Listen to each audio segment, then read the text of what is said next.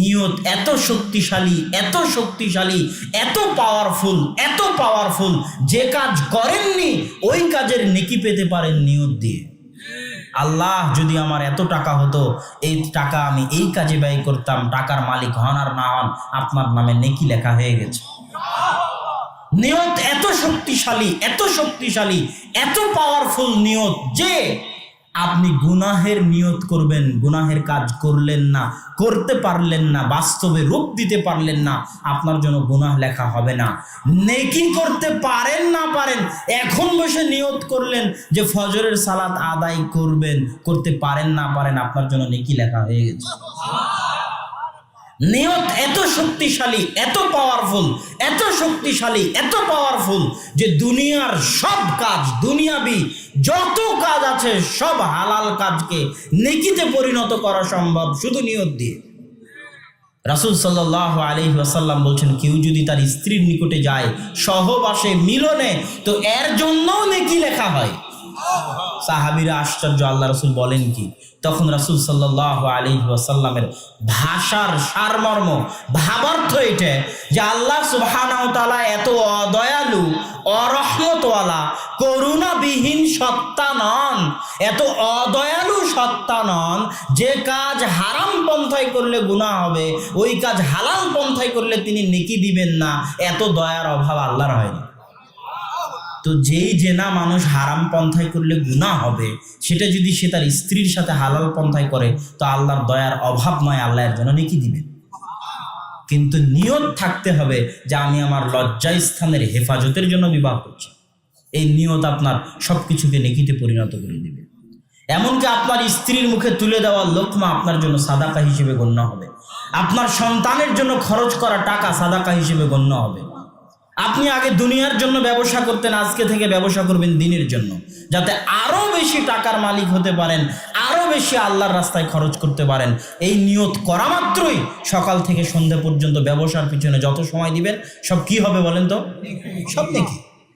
সব নেকিতে পরিণত হবে। সম্মানিত উপস্থিতি, রিজিকের আলোচনা করছিলাম, দুনিয়ার নিষ্ঠুর বাস্তবতা। রাসূল সাল্লাল্লাহু আলাইহি ওয়াসাল্লাম বলছেন, রাসূল সাল্লাল্লাহু আলাইহি ওয়াসাল্লাম একদিন এক বাজারের পাশ দিয়ে যাচ্ছেন। বাজারের পাশে একটা মরা কান কাটা ছাগল পড়ে আছে, মৃত কান কাটা ছাগল। তো কান কাটা থাকার কারণে চামড়াও কোনো কাজে লাগবে না, কেন কাটা চামড়ার কোনো দাম নাই। রাসূল সাল্লাল্লাহু আলাইহি ওয়াসাল্লাম সাহাবীদেরকে বললেন, হে সাহাবীরা, হে সঙ্গী সাথীরা, হাল ইউহিব্বু আহাদুকুম আন ইয়াখুযা হাযা বিদিরহামিন, তোমাদের মধ্যে কেউ কি আছে যে এই কান কাটা ছাগলকে ক্রয় করবে 1 দিরহামের বিনিময়ে? সাহাবীরা বললেন, আল্লাহর রাসূল, ফ্রিতে দিলে, এমনিতে দিলেও তো আমরা এই মরা কান কাটা ছাগল নিব না। রাসূল সাল্লাল্লাহু আলাইহি ওয়াসাল্লাম বললেন, শোনো, এই মৃত কান কাটা ছাগলের মূল্য তোমাদের নিকটে যা, তোমাদের নিকটে যতটুকু মূল্যহীন, যতটুকু দামহীন, এই পৃথিবী আল্লাহর নিকটে তার চাইতেও মূল্যহীন, তার চাইতেও দামহীন। রাসূল সাল্লাল্লাহু আলাইহি ওয়াসাল্লাম বলছেন, এই পৃথিবীর যদি সরিষা সম পরিমাণ, মাছির ডানা পরিমাণ মূল্য আল্লাহর নিকটে থাকতো, তাহলে কোনো কাফের এক ঢোক পানি পান করতে পারতো না। আজকের পৃথিবীতে যত ধনী আছে সব কে? কাফেরই। বিল গেটস বলেন, মুকেশ আম্বানি বলেন, জ্যাক মা বলেন, Alibaba.com-এর প্রতিষ্ঠাতা, মাইক্রোসফটের প্রতিষ্ঠাতা, সব কি? সবাই অমুসলিম। সবাই কি পৃথিবীর শ্রেষ্ঠ ধনী? তো ধনী হওয়া মানে আল্লাহর ভালোবাসা। ইন্নাল্লাহ ইউতিদ দুনিয়া লিমান ইউহিব্বু ওয়া মান লা ইউহিব, আল্লাহ যাকে ভালোবাসেন তাকেও দুনিয়া দেন, যাকে ভালোবাসেন না তাকেও দুনিয়া দেন। আল্লাহ ফেরাউনকে ভালো না বাসার পরেও ক্ষমতা দিয়েছেন, কারুন কাফের হওয়ার পরেও ধন সম্পদ দিয়েছেন, আবার দাউদ সুলাইমান মুমিন নবী হওয়ার পরেও তাদেরকে ক্ষমতা, ধন সম্পদ দিয়েছেন।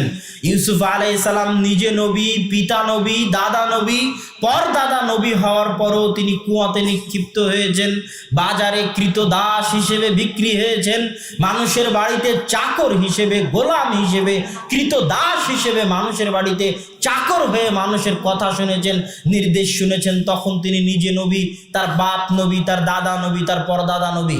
মিথ্যা অপবাদ মাথায় নিয়ে জেলে গেছেন, 7 বছর জেল খেটেছেন, তখন তিনি নিজে নবী, তার বাপ নবী, তার দাদা নবী, তার পরদাদা নবী, তখন তার পিতা জীবিত, তার জন্য দোয়া করতে করতে চোখের পানি ফেলে চোখ অন্ধ হয়ে গেছে, পিতা ইয়াকুবের তার জন্য দোয়া চলতেছে, আর তিনি মানুষের বাড়িতে গোলাম, তিনি বাজারে কৃতদাস, মানুষের বাড়িতে চাকর, মাথায় মিথ্যা অপবাদ, 7 বছর জেলে। তো আল্লাহ কি ইউসুফকে ভালোবাসেন না? আল্লাহ সুবহানাহু ওয়া তাআলা ইউসুফকে যে ভালোবাসেন তার প্রমাণ আল্লাহ ইউসুফকে জেনা থেকে বাঁচিয়ে দিয়েছেন। আল্লাহু আকবার। সুতরাং আল্লাহর ভালোবাসা পাওয়ার প্রমাণ হচ্ছে আল্লাহ আপনাকে তার আনুগত্য করতে দেয় কিনা। আপনার জন্য এটাই সবচেয়ে বড় শাস্তি, এটাই সবচেয়ে বড় শাস্তি যে আল্লাহ আপনাকে তার অবাধ্যতায় লিপ্ত রেখেছে। আপনি আল্লাহর দয়া বঞ্চিত, রহমত বঞ্চিত, করুণা বঞ্চিত, আপনি আল্লাহর দরবার থেকে বিতাড়িত। আর যে আল্লাহর দয়া বঞ্চিত, রহমত বঞ্চিত, করুণা বঞ্চিত, আল্লাহর দরবার থেকে বিতাড়িত, যার সাথে আল্লাহর সম্পর্ক নাই, তার চেয়ে বড় ইতিম, তার চেয়ে বড় মিসকিন দুনিয়াতে নাই। সে পৃথিবীর সবচেয়ে বড় ইতিম। কোনো ভাগাড়ে পড়ে মারা গেলেও আল্লাহ পরোয়া করবেন না। সুতরাং আল্লাহ আপনাকে ভালোবাসেন না বাসেন না এটার মাপকাঠি এটা নয় যে আপনি কয় টাকার মালিক আর আপনি কয় টাকার মালিক নন, এটা নয়। আপনি আল্লাহর ইবাদত করতে পারছেন কিনা, আলহামদুলিল্লাহ সুবহানাল্লাহ বলতে পারছেন কিনা, সালাত আদায় করতে পারছেন কিনা, এটাই আল্লাহর ভালোবাসার প্রমাণ। খুব কম বান্দা রাতে উঠে তাহাজ্জুদ আদায় করতে পারে, তাই নয় কি? ওই যে অল্প সংখ্যক বান্দা রাতে উঠে তাহাজ্জুদ আদায় করে, ওদেরকে আল্লাহ ভালোবাসেন, তারা আল্লাহর পছন্দনীয় বান্দা। সম্মানিত উপস্থিতি, আলোচনা করছিলাম রিজিকের। তাহলে দুনিয়াতে দুনিয়ার মূল্য মানুষের কাছে কত? ঢাকা শহরে বসুন্ধরাতে একটা জমি কিনবেন, গুলশানে জমি কিনবেন, ধানমন্ডিতে জমি কিনবেন, দাম কত হবে? ওই জমি চলে যাবেন লন্ডনে, দাম কত হবে? ওই জমি চলে যাবেন নিউ ইয়র্কে, কত হবে? সিলিকন ভ্যালিতে কত হবে? রিয়াদে কত হবে? পৃথিবীর বড় বড় রাজধানীগুলোতে কত হবে? হংকংয়ে কত হবে? চীনের রাজধানীতে কত হবে? সারা পৃথিবীর সব জমি যদি আমি টাকা দিয়ে কিনতে চাই, কত টাকা হতে পারে? মানুষ মাপতে পারবে সে টাকার দাম? পারবে না। এই জমিন সারা আজীবন যত ফসল উৎপাদন করেছে আর করবে, তার দাম কত হতে পারে? এই জমির নিচে যত খনিজ আছে, স্বর্ণ, রৌপ্য, তেল, গ্যাস, তার দাম কত হতে পারে? সবগুলোকে আল্লাহ বললেন যে ওই মরা কান কাটা ছাগলের সমানও নয়, ওই মাছির ডানার সমানও নয়। আল্লাহু আকবার। তাহলে দুনিয়ার এই নিষ্ঠুর বাস্তবতা বুঝার পরে আমাদের পরবর্তী অংশ বুঝতে হবে যে টাকা দিয়ে শান্তি ক্রয় করা যায় না। আপনি টাকা দিয়ে এসি কিনতে পারবেন, টাইলস কিনতে পারবেন, বাড়ি উন্নত করতে পারবেন, সুইমিং পুল দিতে পারবেন, কিন্তু টাকা দিয়ে রাতের ঘুম কিনতে পারবেন না। টাকা দিয়ে পরিবারে শান্তি কিনতে পারবেন না। টাকা দিয়ে বাপ বেটা, ছেলে মেয়ে, স্ত্রী সন্তানের মধ্যে ভ্রাতৃত্ব, ভালোবাসা কিনে পাওয়া যাবে না। যদি পাওয়া যেত তাহলে ঐশী তার বাপকে হত্যা করতো না। টাকা দিয়ে কিনতে পাওয়া যাবে না। আপনার টাকা আছে, টাকার উপর শুয়ে আছেন, তাও রাতে ঘুম হবে না। টাকা আছে, টাকার উপর শুয়ে আছেন, তাও খেতে পাবেন না। হাত প্যারালাইসিস, ডায়াবেটিস, বিভিন্ন সমস্যা, খাবার পাবেন না, অথচ টাকা আছে। আর ওই দিনাজপুর, রংপুর, কুড়িগ্রাম, লালমনিরহাট, ঠাকুরগাঁ, পঞ্চগড়ের এক বৃদ্ধ পান্তা ভাত দিয়ে যদি রাত্রেবেলা ঘুমায়, তাও আর শান্তিতে ঘুম হবে? এর পরের যেটা পরবর্তী পয়েন্ট, সেটা হচ্ছে রিজিক। আমরা বুঝলাম রিজিক কার হাতে? আমাদের হাতে না আল্লাহ সুবহানাহু ওয়া তাআলা? এটাকে আমরা মন থেকে বিশ্বাস করি না মুখ দিয়ে স্বীকার করি? এটাই সবচেয়ে বড় পৃথিবীর পরীক্ষা। বলছি মন থেকে, কিন্তু সত্যি মন থেকে কিনা এর পরীক্ষা দিতে হবে। আল্লাহ সুবহানাহু ওয়া তাআলা কোরআনে বলছেন, ওয়ামা মিন দাব্বাতিন ফিল আরদি ইল্লা আলাল্লাহি রিজকুহা। জমিনে চলে এমন কোনো প্রাণী, এমন কোনো জীবজন্তু, পোকামাকড়, মশা মাছি, মানুষ, জিন নাই যাদের রিজিকের দায়িত্ব আমি আল্লাহ বহন করি না। জমিনে যত কিছু আছে সবকিছু রিজিকের দায়িত্ব কার? আল্লাহ সুবহানাহু ওয়া তাআলা। আল্লাহ সুবহানাহু ওয়া তাআলা হাদিসে কুদসি আল্লাহর রাসূল বলছেন, আল্লাহ বলেন, ইয়া বানি আদম, হে আদমের সন্তানেরা শোনো, কুল্লুকুম জায়ে', তোমরা সবাই ক্ষুধার্ত। আজকে যারা উপস্থিত সবাই ক্ষুধার্ত, মঞ্চে যারা উপস্থিত সবাই ক্ষুধার্ত, সারা পৃথিবীর কোটি কোটি মানুষ ক্ষুধার্ত। ইল্লা মান আত'আমতুহু, রাতে খেতে পেয়েছে সেই যাকে আল্লাহ আমি খেতে দিয়েছি। এটা আল্লাহর ঘোষণা, হাদিসে কুদসি। আল্লাহ স্পষ্ট ভাষায় বলছে সবাই ক্ষুধার্ত, খেতে পায় ও যাকে আল্লাহ আমি খেতে দিই। ফাস্তাতিমুনি, পরের বাক্য শুনেন, ফাস্তাতিমুনি উতিমুকুম, অতএব খাদ্য চাও আমার নিকটে, রিজিক চাও আমার নিকটে, আমি আল্লাহ রিজিক দিব। শুধু তাই নয়, শোনো হে আদমের সন্তানেরা, লাওয়ান্না আউওয়ালাকুম ওয়া আখিরাকুম ওয়া ইনসাকুম ওয়া জিন্নাকুম, যদি তোমাদের পৃথিবীর শুরু আদম থেকে নিয়ে পৃথিবীর শেষ কিয়ামত পর্যন্ত সকল মানুষ সকল জিন এক খোলা মাঠে একসাথে একত্রিত হয়, ফাসালু মাসআলাতাহুম, সবাই যার যা চাওয়ার আছে একসাথে চায়, আদম থেকে নিয়ে কিয়ামত পর্যন্ত লাখো কোটি মানুষ লাখো কোটি জিন এক মাঠে জমা হয়ে আল্লাহর নিকটে একসাথে চাইবে, আল্লাহ আমার এত বিঘা জমি দরকার, এত কোটি টাকা দরকার, যার যা চাওয়ার আল্লাহ একসাথে দিয়ে দিবেন। তারপরেও মা নাকাসা মিম্মা ইনদি, একসাথে এত মানুষের সকল চাওয়া পূরণ করার পরেও আমি আল্লাহ আমার নিকটে যে ধন ভাণ্ডার আছে সেখান থেকে অতটুকুও কমতি হবে না। একটা সুই সমুদ্রে ডুবানোর পরে উঠালে ওই সুঁয়ের সাথে লেগে থাকা পানির কারণে সমুদ্রের পানিতে যতটুকু কমতি সৃষ্টি হয়, আদম থেকে নিয়ে কিয়ামত পর্যন্ত এত মানুষ এত জিনকে এক মাঠে একসাথে সকলের সকল চাওয়া একবারে পূর্ণ করার পরেও আমার ধন ভাণ্ডারে অতটুকু কমতি সৃষ্টি হবে না। তিনিই হচ্ছেন আল্লাহ সুবহানাহু ওয়া তাআলা। আর আপনি, আচ্ছা এমপির ছেলের কি টাকার ভয় আছে নাকি? হ্যাঁ, মন্ত্রীর যে কোটিপতি মুসা বিন শমশের, ওর ছেলের টাকার ভয় আছে? আর যে আব্দুল গনি ধনীর বান্দা, একমাত্র ধনীকে আল্লাহ কোরআনে স্পষ্ট বলছে আনতুমুল ফুকারা, তোমরা সবাই কি ফকির। এটা আল্লাহর স্পষ্ট ঘোষণা, তোমরা সবাই ফকির, একমাত্র ধনী আল্লাহ সুবহানাহু ওয়া তাআলা। আর আমরা আল্লাহর বান্দা মানে ধনীর বান্দা। তো যে নিজেকে 100তে 100 আল্লাহর বান্দা বানাবে সে কি রিজিকের ভয় করতে পারে? রাজার সন্তান যদি টাকার ভয় না করতে পারে, কোটিপতির মালিকের সন্তান যদি টাকার ভয় না করতে পারে, তাহলে যে 100তে 100 আল্লাহর গোলাম সে কি রিজিকের ভয় করবে? অসম্ভব, হতে পারে না। সম্মানিত উপস্থিতি, রিজিক আল্লাহ সুবহানাহু ওয়া তাআলার হাতে। রিজিক আর ভাগ্য এমন যে মৃত্যু যেভাবে মানুষকে খুঁজে, রিজিক সেভাবে মানুষকে খুঁজে। আপনি মৃত্যু থেকে পালাতে পারবেন? রিজিক থেকে পালাতে পারবেন? আপনি তো রিজিকের জন্য দৌড়াচ্ছেন, কিন্তু আল্লাহ রাসূল বলতেছেন কি, আব্দুল্লাহ বিন মাসউদ রাদিয়াল্লাহু তাআলা আনহু থেকে বর্ণিত, যে কেউ দুনিয়া থেকে যাবে না যতক্ষণ না তার ভাগ্যে লেখা রিজিক সে পূর্ণ করে। সে দুনিয়া থেকে বিদায় হবে না তার ভাগ্যে লেখা রিজিক পূর্ণ না করার আগ পর্যন্ত। তাহলে রিজিক আপনাকে খুঁজবে, রিজিক আপনাকে খুঁজবে মৃত্যুর মতো। রিজিক আল্লাহ সুবহানাহু ওয়া তাআলার হাতে, রিজিক একমাত্র তিনিই দিতে পারেন। পরের প্রশ্ন, যদি আল্লাহ রিজিক দেয় তাহলে আমি কি জন্য পরিশ্রম করব? প্রশ্ন ঠিক আছে? ঘরে বসে আল্লাহ রিজিক দিতে পারেন না? মানুষ কিন্তু প্রশ্ন করে যে তাহলে আমি কি জন্য পরিশ্রম করব, যখন রিজিকের মালিক আল্লাহ। আল্লাহ সুবহানাহু ওয়া তাআলা কোরআন মাজিদে বলছেন, হুয়াল্লাযী জাআলা লাকুমুল আরদা যালুলান ফামশু ফি মানাকিবিহা ওয়া কুলু মির রিজকি। ওই আল্লাহ, সে আল্লাহ যিনি জমিনকে তোমাদের অধীনস্থ করে দিয়েছে, এই জমিনে তোমরা বিচরণ করো আর এই জমিনের রিজিক খাও। খাওয়ার নির্দেশ কার? আর এক আয়াতে আল্লাহ সুবহানাহু ওয়া তাআলা বলছেন, ফাইদা কুদিয়াতিস সালাত ফান্তাশিরু ফিল আরজ, যখন সালাত শেষ হয়ে যায় জমিনে ছড়িয়ে পড়ো। ফজরের সালাত আদায় করে ঘুমিয়ে যেও না, অলস হয়ে না। আল্লাহ অলসতা পছন্দ করেন না। আল্লাহ বলছেন সালাত শেষ করে জমিনে বেরিয়ে পড়ো।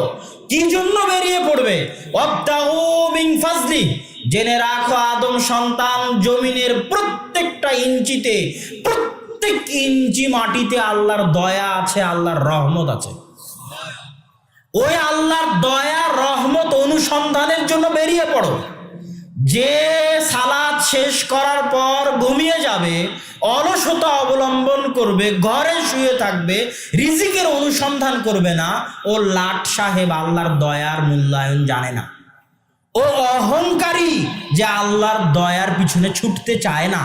আল্লাহ বলছে সালাত শেষে বেরিয়ে পড়ো। কেন জমিনে বেরিয়ে পড়বে? জমিনের প্রতি ইঞ্চি মাটিতে আমি আল্লাহ আমার দয়া আছে, ওই দয়া অনুসন্ধানের জন্য বেরিয়ে পড়বে। একটা টাকা যদি হালাল উপায়ে ইনকাম করার রাস্তা থাকে, ওই 1 টাকা উপার্জন করার চেষ্টা করা আপনার জন্য জরুরি। দাউদ আলাইহিস সালাতু ওয়াস সালাম গোসল করছেন, আসমান থেকে স্বর্ণের বৃষ্টি হচ্ছে। দাউদ আলাইহিস সালাম গোসল বাদ দিয়ে স্বর্ণ কুড়াতে গেছে। দাউদ আলাইহিস সালামের কি টাকার এতই অভাব? আল্লাহ যে সমস্ত নবী রাসূলকে সবচেয়ে বেশি ক্ষমতা আর সবচেয়ে বেশি ধন সম্পদ দিয়েছিলেন, তাদের একজন দাউদ আর সুলাইমান, বাপ বেটা আলাইহিমাস সালাতু ওয়াস সালাম। তো দাউদ আলাইহিস সালামের টাকার অভাব নয় যে গোসল বাদ দিয়ে স্বর্ণ কুড়াতে যেতে হবে। দাউদ আলাইহিস সালাম কেন গেলেন?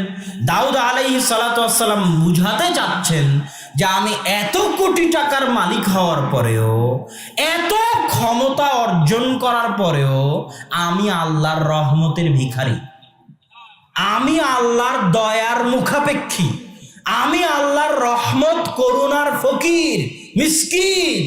কোটি টাকার মালিক হওয়ার পরেও, 100 বিঘা সম্পত্তির মালিক হওয়ার পরেও, পৃথিবীর সকল ক্ষমতার মালিক হওয়ার পরেও আমি আল্লাহর দয়ার ভিখারি, আল্লাহর রহমতের ভিখারি।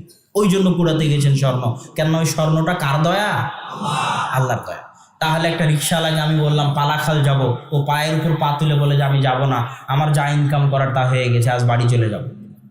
তাহলে আমি ওর জন্য ছিলাম আল্লাহর দয়া, আরো আল্লাহর দয়াকে অবমূল্যায়ন করলো, ওর রিজিকে কোনোদিন বরকত হবে না। তাহলে আপনি রিজিক উপার্জনের চেষ্টা করবেন কেন? আল্লাহর দয়ার সামনে নিজেকে ছোট দেখাতে, আল্লাহর দয়ার সামনে নিজেকে ফকির দেখাতে, আল্লাহর দয়ার সামনে নিজেকে মিসকিন দেখাতে। আপনি টাকা উপার্জনের জন্য বের হবেন হালাল উপায়ে, 100 তলা বিল্ডিং তৈরি করবেন হালাল উপায়ে, 100 বিঘা জমি ক্রয় করে বলবেন এই 100 তলা বিল্ডিং বানানোর ক্ষমতা আমার ছিল না, যদি আল্লাহ না দিত। এটা আল্লাহর দয়া, এটাই আল্লাহ চান। আচ্ছা, রিজিক কিভাবে বাড়বে? রিজিক বৃদ্ধির উপায় কোরআন এবং হাদিস অনুযায়ী। রিজিক বৃদ্ধির ক্ষেত্রে কোরআন হাদিসে যে কথাটা সবচেয়ে বেশি এসেছে সেটা হচ্ছে বরকত। কি বলেন তো? বরকত মানুষ বুঝে না। বরকত কি? বরকত কিভাবে পাওয়া যায় তাও মানুষ বুঝে না। পৃথিবীর সকল বরকতের একমাত্র উৎস কোথায়? আল্লাহ সুবহানাহু ওয়া তাআলা। আল্লাহ এবং আল্লাহর সাথে সম্পৃক্ত যা কিছু আছে তা সবই বরকত। যেমন আল্লাহর সাথে সম্পৃক্ত হচ্ছে আল্লাহর নাম। আপনি আল্লাহর নাম নিয়ে খাবেন, কি হবে? রাসূল সাল্লাল্লাহু আলাইহি ওয়াসাল্লাম বলছেন, কেউ যদি বিসমিল্লাহ বলে না খায় তার সাথে শয়তান খাবে। আল্লাহর নাম হচ্ছে আসসালাম, শান্তি। কেউ যদি বাড়িতে প্রবেশ করার সময় আল্লাহর নাম না নেয়, আসসালামু আলাইকুম না বলে, শয়তান ঘোষণা দেয়, শোনো এই বাড়ি তোমাদের থাকার জায়গা, এই বাড়ি তোমাদের খাওয়ার জায়গা, এই বাড়িতে থাকো আর খাও। আর যেই বাড়িতে শয়তান থাকে ওই বাড়ি থেকে বরকত পালায়। শয়তান আর বরকত মুখামুখি, বিপরীত। যেখানে শয়তান আছে ওখানে বরকত নাই, যেখানে শয়তান আছে ওখানে ফেরেশতা নাই, যেখানে ফেরেশতা আছে ওখানে বরকত আছে, যেখানে শয়তান আছে ওখানে বরকত নাই। রাসূল সাল্লাল্লাহু আলাইহি ওয়াসাল্লাম বলছেন, লা তাদখুলুল মালায়েকা ফি বাইতিন, ওই বাড়িতে রহমতের ফেরেশতা প্রবেশ করবে না যেই বাড়িতে বাপের ছবি ঝুলানো আছে সম্মানের সাথে, যেই বাড়িতে বিদেশ থেকে কিনে আনা আছে ঘোড়া হরিণ, স্বর্ণের ঘোড়া হরিণ কিনে শোকেজে সাজিয়ে রাখা আছে, ওই বাড়িতে রহমতের ফেরেশতা প্রবেশ করবে না। মানে ওই বাড়িতে কি নাই? বরকত নাই। কি নাই? বরকত নাই। ওই বাড়িতে শয়তানের বসবাস। কাদের বসবাস? শয়তানের বসবাস। সম্মানিত উপস্থিতি, বরকত পাবো আল্লাহ আর আল্লাহর সাথে সম্পৃক্ত যা কিছু আছে। একটা আল্লাহর নাম আর একটা আল্লাহর বাণী। আল্লাহর বাণী কোনটা বলেন তো? কোরআন। কোরআনবিহীন জীবন অন্ধকার জীবন, কোরআনবিহীন জীবন পশু প্রাণীর জীবন, কোরআনবিহীন জীবন কুকুর শৃগালের জীবন, কোরআনবিহীন জীবন কুকুর শুকুরের জীবন, কোরআনবিহীন জীবন গরু ছাগলের জীবন। মানুষ মুসলমানের জীবন কোরআনবিহীন হতে পারে না। কোরআনবিহীন বাড়ি অন্ধকার বাড়ি, কোরআনবিহীন বাড়ি বরকতবিহীন বাড়ি, কোরআনবিহীন বাড়ি রহমতবিহীন বাড়ি, কোরআনবিহীন বাড়ি শয়তানের বাড়ি, কোরআনবিহীন বাড়ি কবর, কবরের মতো অন্ধকার, যে বাড়িতে কোরআন তেলাওয়াত হয় না। মুসলমানের মরা উচিত নয় কোরআন না শিখে। কোনো মুসলমান সন্তানের বড় হওয়া উচিত নয়, বেড়ে ওঠা উচিত নয় কোরআন না শিখে।